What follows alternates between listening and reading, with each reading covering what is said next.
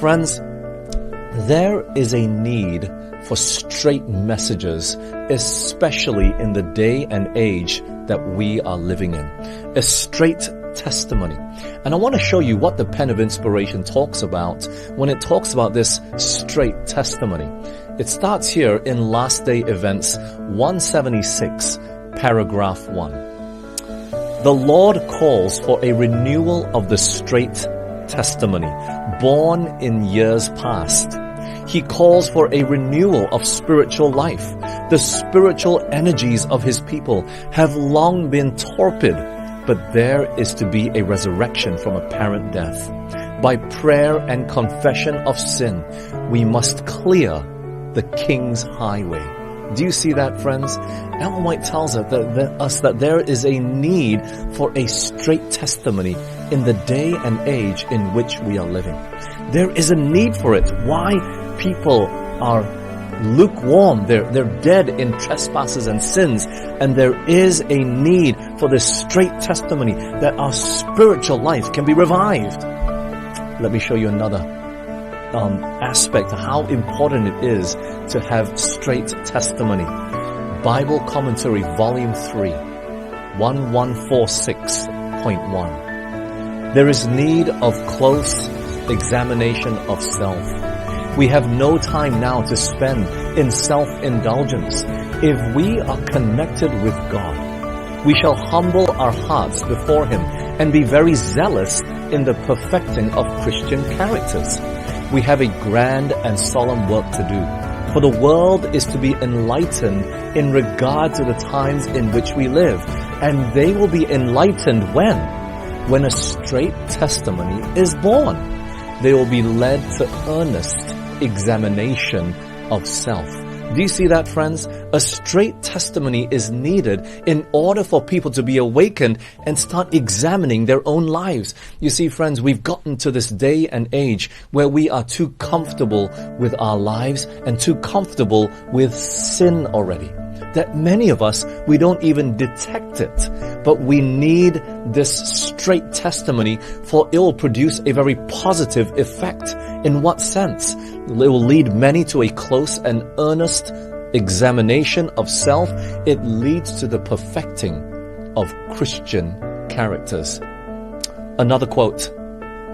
Christian Experience and Teachings 176, paragraph 1. I asked the meaning of the shaking I had seen, and was shown that it would be caused by the straight testimony called forth by the counsel of the true witness to the Laodiceans. This will have its effect upon the heart of the receiver, and will lead him to exalt the standard and pour forth the straight truth. Some will not bear this straight testimony. They will rise up against it, and this is what will cause a shaking among God's people. Do you see that, friends? Some will not bear this straight testimony. There will be people that will not accept the straight truth that is preached at the end of time. It will cause a shaking. It will cause a division. There will be people that will rise up and go against it, and they will leave the church. People will leave because of the truth that is being preached. One more. Counsels for the Church, 235, paragraph 2.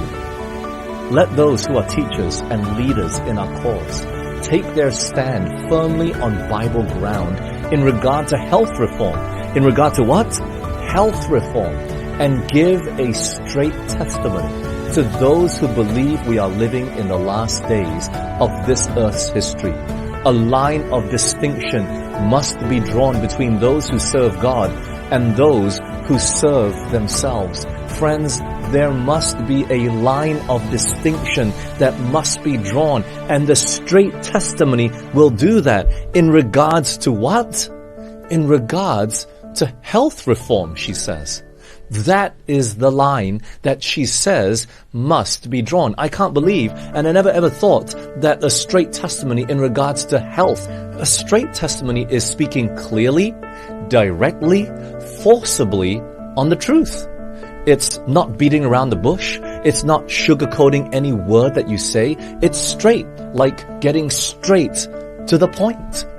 This is the truth. Take it or leave it. And Ellen White is telling us that the straight testimony is needed in these last days.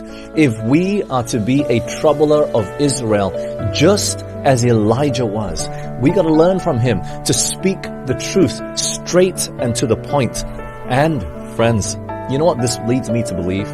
As we talk about the straight testimony, and where she talks about how the straight testimony will cause a shaking amongst God's people. You know what it means? That when the straight testimony is preached, people get offended. They get upset, and people will leave the church as a result of what you say.